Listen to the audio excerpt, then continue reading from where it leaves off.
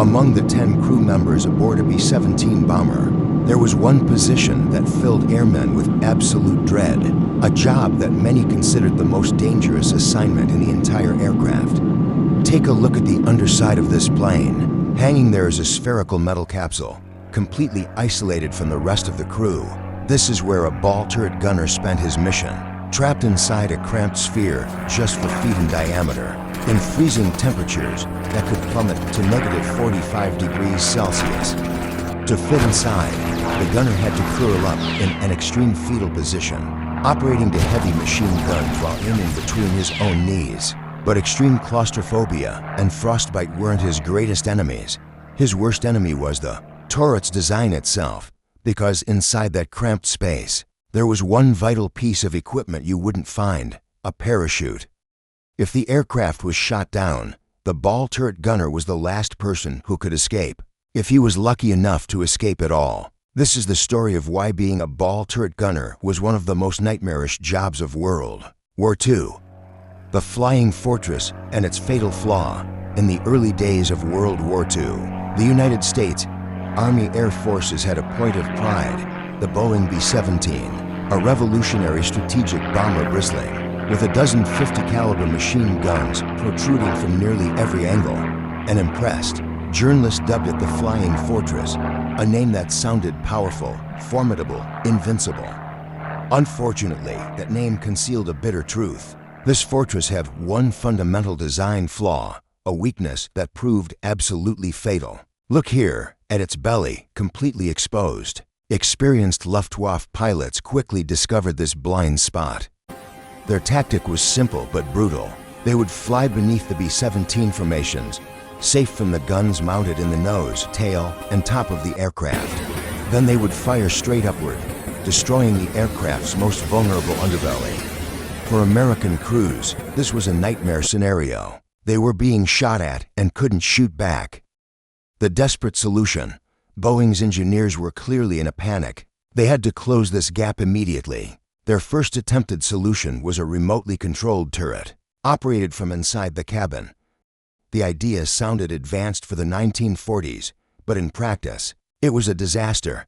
The system was notoriously complicated, difficult to aim at fast-moving targets, and frequently jammed mid-battle.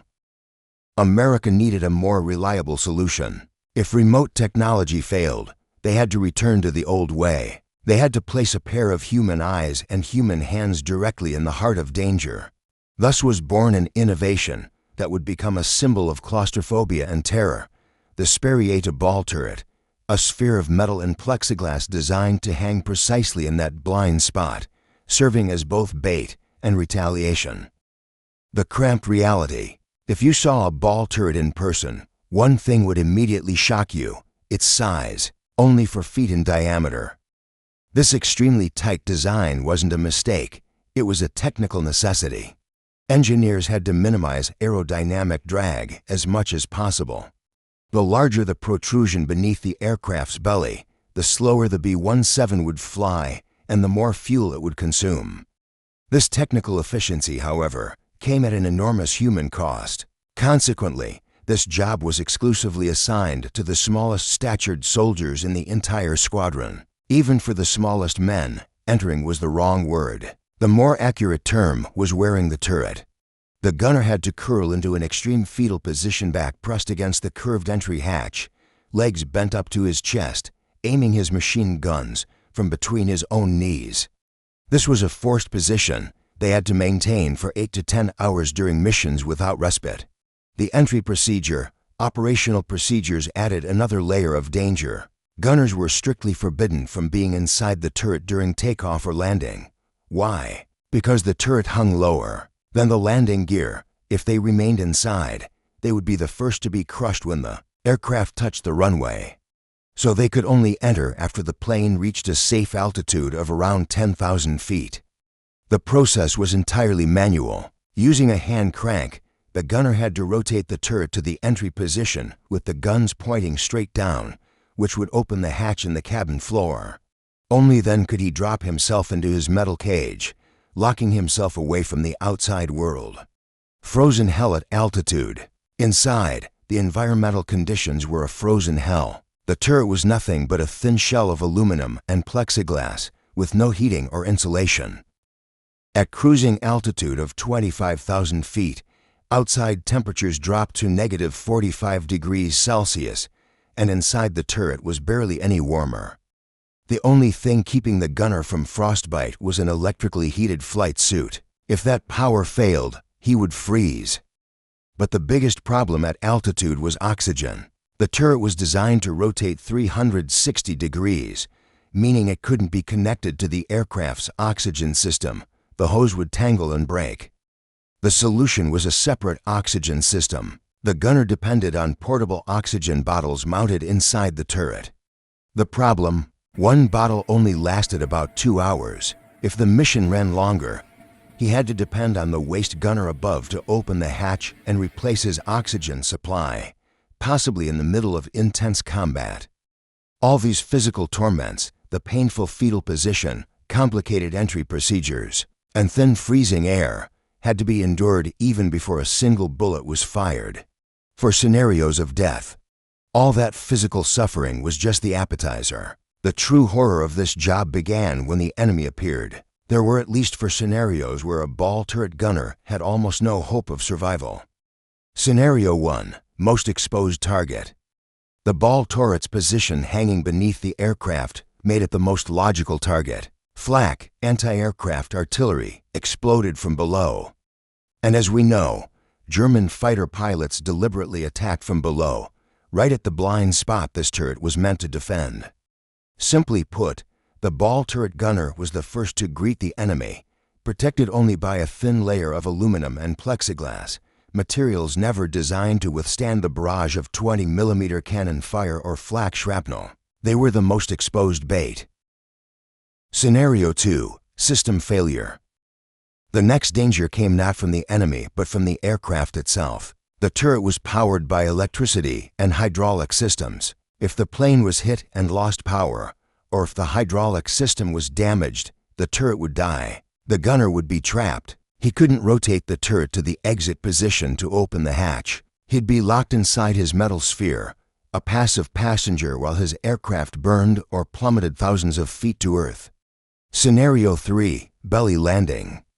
This was the most feared scenario. If a B-17 sustained severe damage and couldn't lower its landing gear, the pilot had no choice but to perform a belly landing. For the rest of the crew in the cabin, it was a rough procedure but survivable. For the ball turret gunner, it was a death sentence. The hanging turret was the first part to strike the ground. In a split second, that impact would crush the metal sphere and everything inside. No chance of survival. Scenario 4: the parachute problem. This wasn't due to negligence, it was pure physics. Inside that narrow sphere, there wasn't a single inch of space left to store a parachute. The gunner couldn't wear one. The standard crew parachute, a chest pack, was stored in the cabin above. Now imagine the most common scenario. The aircraft takes fatal hits and the bailout alarm sounds over the intercom. For other crew members, it's a signal to rush to the exits. For the ball turret gunner, it's the beginning of a series of nearly impossible procedures. First, he must be conscious and uninjured. Second, the aircraft's electrical system must still be functioning. Third, he must use the control lever to rotate the turret to the precise exit position. Fourth, he must open the hatch against G-forces if the plane is diving, and pull himself up into the cabin, which might already be filled with smoke or fire. Fifth, he must find his parachute amid the chaos, put it on correctly, and only then jump. For a ball turret gunner, the bailout alarm often wasn't a signal for rescue. It was a death sentence. 2 extraordinary stories. These statistics aren't just numbers. They represent the reality faced by real human beings, with stories beyond our wildest imagination. Story 1: willpower against the worst. On May 1, 1943, Sergeant Maynard "Snuffy" Smith, a soldier disliked by his crew, was trapped during his first mission. His aircraft was hit by flak over breast, killing power to his turret. Above him, the cabin was engulfed in flames. 3 panicked crew members bailed out. Smith managed to exit manually and found himself alone in hell.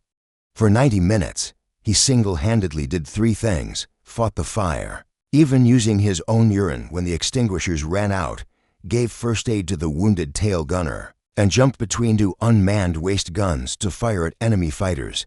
Snuffy Smith saved his aircraft and was awarded the Medal of Honor. Story 2. When all choices are stolen. Sergeant Alan Magee was on his 7th mission over the heavily defended city of Saint-Nazaire. A flak explosion wounded him while still in the turret. He managed to get out only to discover his worst nightmare. His parachute had been shredded by shrapnel. As he searched for a spare, an FW-190 tore through his aircraft's side. Magee was knocked unconscious and thrown out from 20,000 feet without a parachute. He came to while in free fall, aware his end had arrived, resigned and praying. But Alan Magee didn't die. He crashed through the glass roof of the Saint-Nazaire train station. The glass shattered, miraculously slowing his fall. He was found by German soldiers with dozens of severe injuries. But alive, his story became known as the Miracle of Saint-Nazaire, the ultimate human conflict. Life as a ball turret gunner wasn't simply a dangerous job.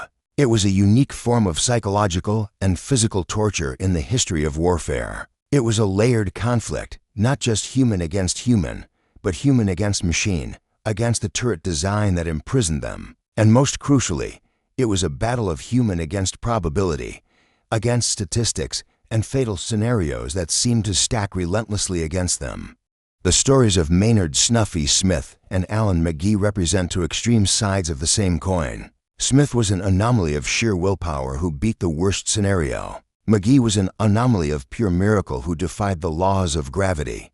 But for the thousands of other gunners whose names aren't recorded in history, those trapped in dead turrets, or those crushed during belly landings, they were brave soldiers who consciously agreed to fly inside their own coffins.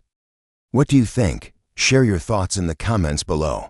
Thanks for watching. Don't forget to like, subscribe to Twilight Telling, and hit that notification bell so you won't miss our next deep dive into history's darkest corners. Until next time.